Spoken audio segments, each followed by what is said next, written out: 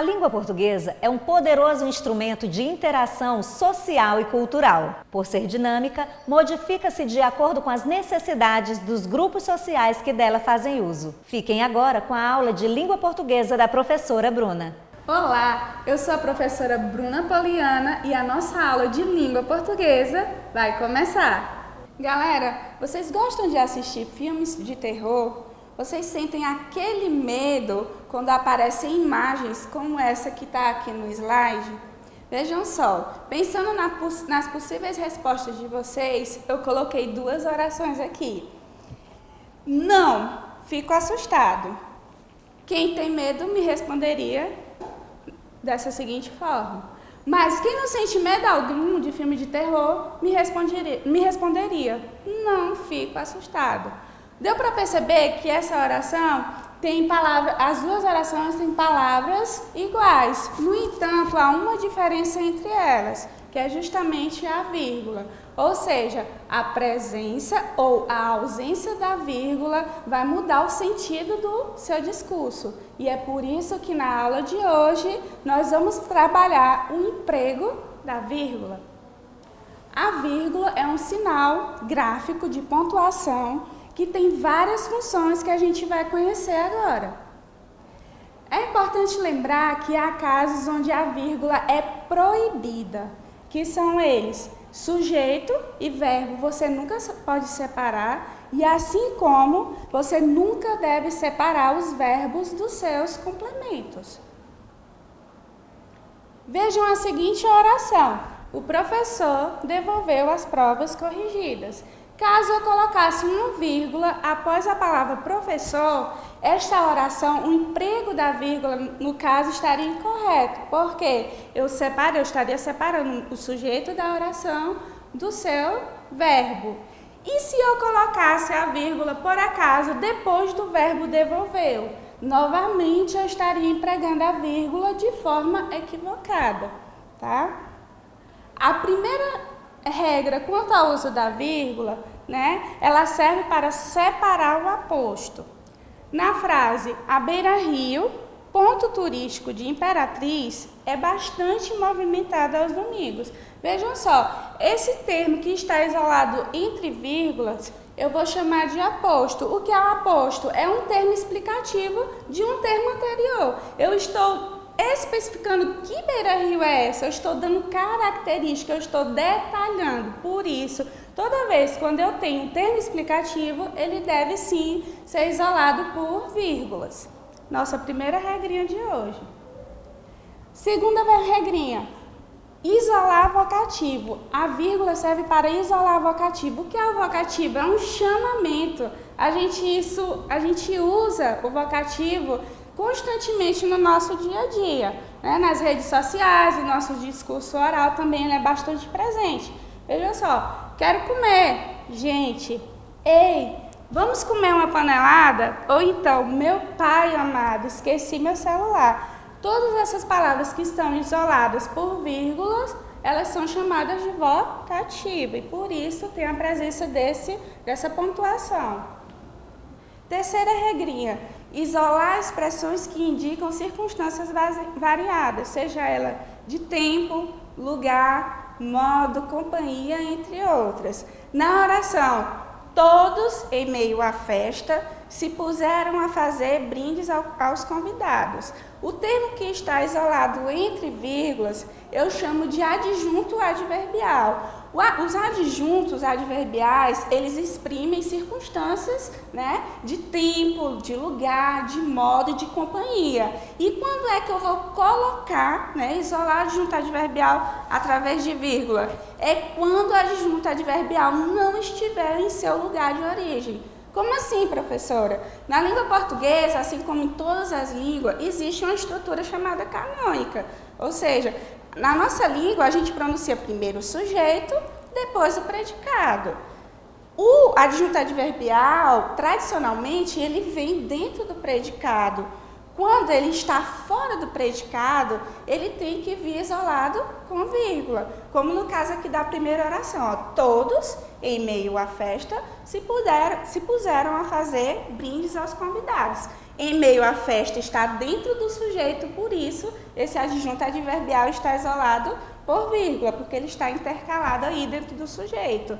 Na próxima oração, durante muitos anos fiz trabalho voluntário. Durante muitos anos é um adjunto adverbial que indica tempo, tá? E ele está na sua posição invertida, por isso que a vírgula está aqui aparecendo para destacar esse lugar que ele está ocupando, que não é o lugar dele de origem. A vírgula deve ser utilizada também antes dos conectivos, mas, porém, contudo, pois e logo.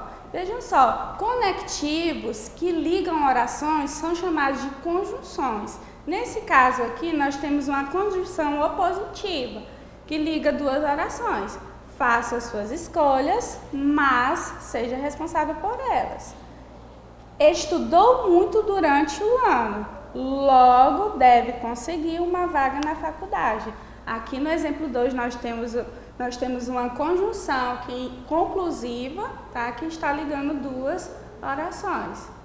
A próxima regra diz que nós devemos isolar termos explicativos como isto é, a saber, por exemplo, digo, a meu ver, ou melhor, as quais servem para retificar, continuar ou concluir o que se está dizendo. Na segunda oração, voltaremos a nos falar na quinta-feira, ou melhor, na sexta-feira. Esse termo, essa expressão que está isolada entre vírgula, está servindo para retificar a informação que foi dita anteriormente. A vírgula também serve para separar termos coordenados. Vale lembrar que os termos coordenados podem ser dentro de uma mesma oração ou entre orações. No caso da primeira, durante a juventude viveu no Brasil, na França, na Itália. Aqui nós temos exemplo de termos coordenados dentro de uma mesma oração. Já no segundo caso, saiu de casa, fechou a porta e foi-se daquele lugar. A vírgula aqui, na segunda oração, está servindo para separar orações. A vírgula deve ser usada também na omissão de verbos. Como assim? Vejam só. Prefiro Praia do Cacau. Ele, Freitas Parque. Na primeira oração, eu tenho sujeito e tenho meu predicado. No entanto, na segunda oração, vejam que depois do sujeito ele, há a presença de uma vírgula. E essa vírgula serve justamente para omitir o verbo prefere, que completa o sentido da oração. Nós devemos também utilizar a vírgula quando eu tenho topônimos acompanhados de data. Lembram do cabeçalho, quando vocês fazem aí no caderno de vocês, lá na escola? Sempre tem Imperatriz, vírgula, 29 de dezembro de 2021. A vírgula não está aí por acaso ou por enfeite. Não, existe uma regra que diz, depois do nome do local, deve-se colocar uma vírgula para separar o termo da data. E agora eu trouxe uma curiosidade a respeito da conjunção é. A conjunção é, ela funciona como um termo aditivo, ou seja, ela sempre vai funcionar para adicionar informações, ligando orações.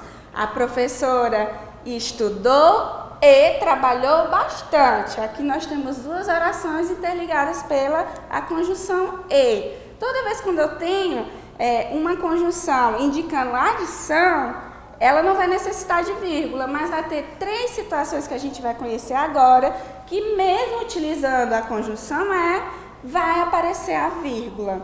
Como assim? Primeira oração, fiz e mais fiz por todos eles. Vejam que há orações, né, separadas por vírgulas e há a presença da conjunção é. Por que a vírgula está presente? Porque a conjunção está servindo para enfatizar a mensagem. E nesse caso é aceitável o uso das vírgulas.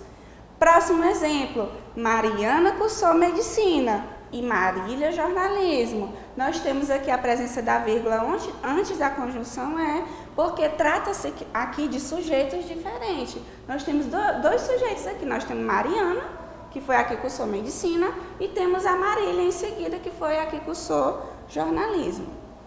No último exemplo, correu o mais que pôde e ainda assim não pegou o ônibus. Lembra que eu falei que a conjunção e, ela indica adição? Quando ela aparecer na oração indicando oposição, a presença da vírgula vai ser obrigatória. Tranquilo? Então, agora é hora de praticar. Vocês irão ler as orações a seguir e vão me dizer, tem ou não tem vírgula? Vai, Brasil! Pensando bem no que nós estudamos até então sobre vírgula, vocês responderiam que nesta oração a presença da vírgula vai ser obrigatória, porque a palavra Brasil aqui está funcionando como um vocativo. A próxima oração. O professor finalizará o plano de aula. E aí, tem ou não tem vírgula? Galera, vocês certamente vão responder que não tem vírgula. Por quê? Se eu coloco a vírgula entre o sujeito e o verbo, eu vou estar utilizando a vírgula de forma equivocada. Professores, pais e alunos se reuniram no auditório da escola. Tem ou não tem vírgula? A primeira vírgula é justificável porque na primeira vírgula trata-se de quê? De enumerações de termos que possuem a mesma função sintática, né? Professores, pais e alunos são o quê? São o sujeito da oração. No entanto, essa segunda vírgula, ela não é justificável, porque eu estou separando o verbo do seu complemento. Então, vocês vão dizer, nesse caso, que não tem vírgula nessa oração. E agora nós vamos responder uma questão que caiu no processo seletivo do IFMA 2012. Leia o trecho abaixo. A grande arma da vitória é a confiança em si mesma e a grande virtude, a audácia em enfrentar o obstáculo. A vírgula após virtude ocorre por quê? Alternativa A. Inicia uma oração assindética, lembrando que a oração assindética é aquela que não possui conectivo. B. Audácia é um aposto. C. Marca a ausência do verbo.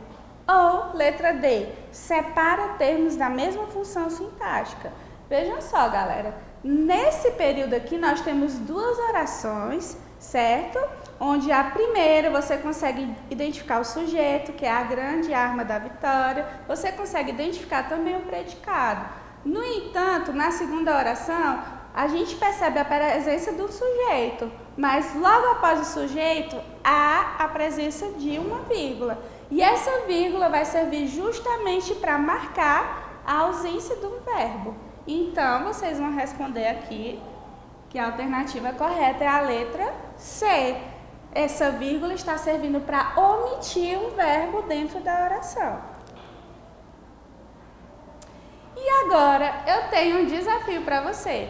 Que tal você mostrar o que aprendeu sobre o assunto da nossa aula? Como assim, professora? Você vai utilizar o aplicativo TikTok, utilizar todas as ferramentas que tem dentro desse aplicativo para nos provar, né? Para compartilhar o que você aprendeu sobre o conteúdo emprego da vírgula.